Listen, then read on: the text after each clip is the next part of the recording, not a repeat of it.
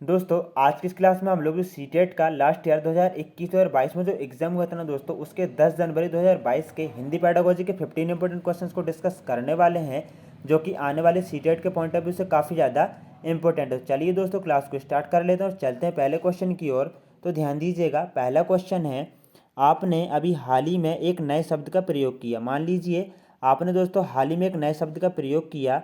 आपका एक शिक्षार्थी, आपका स्टूडेंट उसे सुनकर अपने एक वाक्य में उस शब्द को प्रयोग करता है। आप उस शिक्षार्थी की प्रशंसा करते हैं। मतलब बच्चे ने मतलब क्या दोस्तों, आपके शब्दों को सुनकर एक वाक्य का प्रयोग किया और आपने बच्चे की प्रशंसा की कि उसने संदर्भ में शब्द का प्रयोग किया। यह भाषा अर्जन युक्ति सर्वाधिक रूप से खाली स्थान का निरूपण करती। किसका निरूपण करती है? ब्रूनर का करेगी नहीं। चॉमस की भाषा अर्जन मतलब कहते हैं कि जन्मजात क्षमता है, ठीक है ना। प्याजे वगैरह भी नहीं, क्योंकि ये अनुभव वातावरण वगैरह के माध्यम से सिखाते हैं। लेकिन दोस्तों स्किनर जो है ना, पुनर्बलन को महत्व देते हैं, तो यह प्रशंसा की जा रही है ना, ठीक है ना। पुनर्बलन नहीं मिल रहा उसको, तो स्किनर बिल्कुल बेटर मतलब करेक्ट है दोस्तों। आगे देखिए, नेक्स्ट क्वेश्चन है, लिखना सिखाने के लिए नीचे दिए गए चरणों को विशिष्ट शिक्षा शास्त्रीय क्रम के प्रस्तुतिकरण हेतु क्रम से लगाइए। देखिए ये बिल्कुल क्रम से ही लगे हैं। ऑप्शन नंबर सी सही है कि पहले शिक्षार्थियों से 1 4 AL वगैरह लिखाएंगे, अक्षर अंक वगैरह, ठीक है। फिर शिक्षार्थियों से, ठीक है, 0 8, ठीक है ना, VQ वगैरह अक्षर एवं अंक लिखने के लिए कहेंगे। और अंत में शिक्षार्थियों को सस्वर पठन करने और कोई भी अक्षर या अंक लिखने के लिए कहेंगे। तो right answer option number C है। आगे देखिएगा, नेक्स्ट क्वेश्चन है, शब्द दीवार शब्दों का समूह है जिसे कक्षा कक्ष की दीवारों पर बड़े आकार के अक्षरों में लिखा अथवा पेंट किया जाता है। आपने दोस्तों यदि गवर्नमेंट स्कूलों को देखा ना, देखा ही होगा, आपने देखा होगा दोस्तों, उनमें जो है ना क्लासेस में जो है ना दीवारों पर दोस्तों कुछ शब्द लिखे रहते हैं आसपास, जहाँ पर बच्चे बैठते हैं ना उनके जस्ट पीछे ही, ठीक है ना। तो उसको शब्द दीवार कहा जाता है दोस्तों। तो वहाँ पर वह साफ साफ नजर आ सकें, ठीक है ना, मतलब जो शब्द वगैरह लिखे हैं पेंट किया जाता है। तो वह निम्नलिखित में से कौन सा साक्षरता संप्रदाय या कौशल इस शब्द दीवार के उपयोग से पढ़ाने के लिए सर्वाधिक उपयुक्त है? तो ये मूल शब्दों को समझना वगैरह ना, ये सबसे उपयुक्त हो जाएगा। आगे देखिएगा, खालिस्तान पठन का सार तत्व है। इजी क्वेश्चन है दोस्तों। तो अर्थ जो है ना, वह पठन का सार तत्व है। अक्षर ज्ञान वर्तनी प्रवाह होगा नहीं। ये इजी है बिल्कुल दोस्तों यहाँ पर।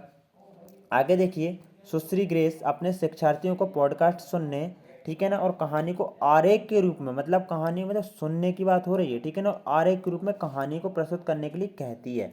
आरेख रूप में करना, तो यह गतिविधि शिक्षार्थियों को उनकी खालिस्तान के संवर्धन के लिए सबसे कम अवसर प्रदान करती है। देखिए श्रवण के लिए करेगी और समझ के लिए भी करेगी और संरचना के लिए भी करेगी। बट सबसे कम की बात हो रही है, कल्पना शक्ति जो है ना वह कम पे आ जाएगा। तो राइट आंसर ऑप्शन नंबर 1 हो जाएगा, क्योंकि यहाँ पर कम ही पूछा गया है। राइट आंसर ऑप्शन नंबर यहाँ पर कौन सा हो जाएगा? ऑप्शन नंबर 1 हो जाएगा। ज़्यादा की बात करते तो सक्रिय श्रवण हो सकता था। आगे देखिएगा, नेक्स्ट क्वेश्चन है, निम्नलिखित में से कौन सा शिक्षार्थियों को संक्षेपण के शिक्षण में सर्वाधिक उपयुक्त है? यहाँ पर संक्षेपण की बात हो रही है, तो राइट आंसर ऑप्शन नंबर 1 हो जाएगा, क्योंकि दोस्तों यहाँ पर संक्षेपण की बात हो रही है। यदि संरचनात्मकता की बात होती है तो हम उस ऑप्शन को ढूंढते जिसमें बच्चा ज़्यादा से ज़्यादा क्या है, सोच विचार कर सके, ठीक है ना, मनन चिंतन कर सके। तो इस कहानी का शीर्षक क्या होगा? ये बिल्कुल सही है। बाकी के ऑप्शन आप पढ़ते जाइए, क्योंकि दोस्तों हम लोगों ने इतनी क्लासेस कंप्लीट कर ली हैं कि आपको यहाँ पर जो ऑप्शन है ना उनसे खुद समझ में आ जाएगा कि आंसर क्या हो सकता है।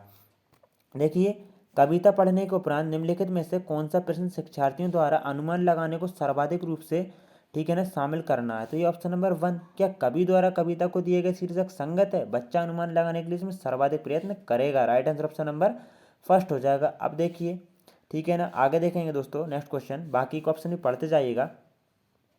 नेक्स्ट क्वेश्चन है, निम्नलिखित में से, ठीक है ना दोस्तों, ध्यान दीजिएगा, निम्नलिखित में से कौन सा लेखन अभ्यास शिक्षक द्वारा आधार आधार प्रदान करने का एक अच्छा उदाहरण है?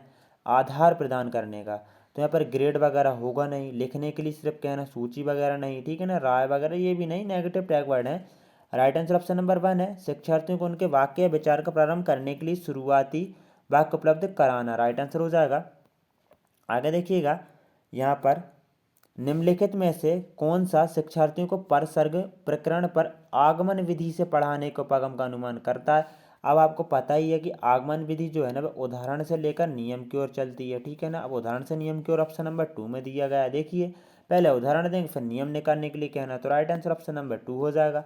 कितना ईजी है बिल्कुल। यहाँ पर जो पेडागोजी ना काफ़ी ज़्यादा ईजी पूछी गई है। नेक्स्ट क्वेश्चन है, एक रणनीति के रूप में आप बहुभाषिकता से क्या समझते हैं? बात हो रही है बहुभाषिकता से, तो आप बहुभाषिकता से क्या समझते हैं? शिक्षार्थियों की भाषा का प्रयोग करना, मतलब यदि देखिए कोई शिक्षार्थी कुछ अलग पृष्ठभूमि से आते हैं, कुछ अलग से आते हैं, तो सबकी की भाषा का प्रयोग करना क्या है, ये बहुभाषिकता। सिर्फ अनेक भाषाएं जरूरी थोड़ी है, भारतीय भाषा या मातृभाषा, केवल नेगेटिव टैग वर्ड्स है ना। Right answer option number first हो जाएगा। आगे देखिएगा, नेक्स्ट क्वेश्चन है दोस्तों यहाँ पर, काल के भेदों को सीखने पर आधारित पाठ का आकलन करने के लिए निम्नलिखित में से कौन सा सर्वाधिक उपयुक्त आकलन प्रश्न है। तो बताइए क्रिया क्या होती है, कुछ उदाहरण दीजिए। क्या ये सर बेटर है। दी गई नियमावली का प्रयोग करते हुए कार्यपत्रक पर कार्य कीजिए और सही काल भेद लिखिए। क्या ये ठीक है। पाठ्य पुस्तक लीजिए और भूतकाल एवं भविष्यकाल की परिभाषा को रेखांकित कीजिए, या फिर सामान्य वर्तमान काल के रिक्त स्थानों की पूर्ति कीजिए। तो इसका राइट आंसर ऑप्शन नंबर 4 हो जाए, क्योंकि दोस्तों यहाँ पर काल से रिलेटेड है ना दोस्तों। ठीक है, कैसे परिभाषा वगैरह ठीक है, या काल के भेद अगर यहाँ पर सामान्य वर्तमान काल के रिक्त स्थान की पूर्ति करेगा तो बच्चे से पास्ट फ्यूचर और प्रेजेंट, ठीक है ना, इन तीनों के बारे में सोचेगा। तो राइट आंसर ऑप्शन नंबर यहाँ पर 4 हो जाएगा। आगे देखिएगा, शिक्षार्थियों द्वारा जिस तरह से सीखने का कार्य किया जाता है उनके विभिन्न उदाहरणों का एकत्रीकरण कीजिए और उनका रिकॉर्ड रखना खाली स्थान आकलन है। तो ये कौन सा आकलन रहता है, तो दोस्तों ये जो है ना, ये रहता है पोर्टफोलियो। ये सब पोर्टफोलियो के अंतर्गत किया जाता है।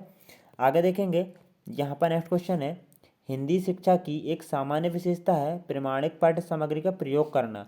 निम्नलिखित में से कौन सा प्रमाणिक पाठ्य सामग्री के उद्देश्य को सबसे कम पूरा करता है। सबसे पहला वाला देखिए, स्वामिनियों की नियम वाली जो है ना, सबसे कम पूरा करती। बाकी के देखती भोजन मेन्यू वगैरह, स्वास्थ्य एवं स्वच्छता को बढ़ावा देने हेतु मीडिया का प्रयोग करना, प्रकाशित पुस्तक की प्रतिक्रिया के रूप में लेखक को लिखा गया पत्र, ये सभी जो है ना, ये प्रमाणिक पाठ्य सामग्री के उद्देश्य को सबसे मतलब ज़्यादा मतलब क्या करती हैं, पूरा करती हैं। बट सबसे कम तो यही करेगी ना, स्वनियमों की नियमावली। सिर्फ नियमावली से थोड़ी होगा कि बच्चे सीख जाएं सब कुछ, है ना। आगे देखिए, यहाँ पर दोस्तों नेक्स्ट क्वेश्चन है, एक्स एक ऑनलाइन उपकरण है जो नए शब्द, उनके अर्थ, उच्चारण और वाक्य में प्रयोग का एक समुच्चय उपलब्ध करता है। निम्नलिखित में से कौन सा कौशल इस ऑनलाइन उपकरण के प्रयोग द्वारा निर्मित किया जा सकता है। तो यहाँ पर दोस्तों बताइए कौन सा उपकरण है। दी गई पाठ्य सामग्री को प्रभावपूर्ण पढ़ना जो है ना, वह कौशल इस ऑनलाइन उपकरण के प्रयोग द्वारा निर्मित किया जा सकता है। तो यहाँ पर दोस्तों अंतिम क्वेश्चन देख रहे हैं आज की इस क्लास का हम लोग। जब नववर्ष मनाने पर एक अनुच्छेद लिखने के लिए कहा जाता है, तब एक शिक्षार्थी इस प्रकार लिखता है, मित्रों को आमंत्रित किया, केक लाया, सजावट, पेय जलपान, माता पिता गुब्बारे फुलाए, मैंने सजाया। अब आप शिक्षार्थी को अनुच्छेद लेखन के किस चरण पर सर्वाधिक ध्यान देने के लिए कहेंगे। कल्पनाशीलता, संरचना। देखिए संरचना बनाना, देखिए संरचना और कल्पनाशीलता तो ठीक है, क्योंकि उसने माता पिता, जलपान, सजावट वगैरह इनके बारे में कल्पना की है, संरचना बनाई है, ठीक है ना। संपादन वगैरह भी नहीं होगी, संपादित भी अच्छे से, लेकिन मसौदा तैयार करना, ठीक है ना, एक अच्छे से दोस्तों यहाँ पर सीक्वेंस बाय सीक्वेंस, तो यहाँ पर ये सही हो जाएगा कि मसौदा तैयार करना है, इस पर उनको सबसे ज़्यादा ध्यान देने के लिए कहेंगे। तो ये जो हम आपको आंसर बता रहे हैं ना दोस्तों, ये CTET की दोस्तों, ये CTET की जो ऑफिशियल आंसर की ना, उसके अकॉर्डिंग ही बता रहा है। तो right answer option number C हो जाएगा। आपके 20 यहाँ पर दोस्तों देखिए 20 मतलब 15 में से आपके कितने क्वेश्चन सही हुए हैं, तो आप कमेंट बॉक्स में ज़रूर से बताएं। जय हिंद दोस्तों। यहाँ पर देखिए 15 में से क्या दोस्तों आपके 15 ही सही हुए, या 14, या ठीक है ना 13 या फिर 12, कितने सही हुए हैं ज़रूर से बताएं। जय हिंद दोस्तों, वंदे मातरम। मिलते हैं एक और न्यू क्लास में।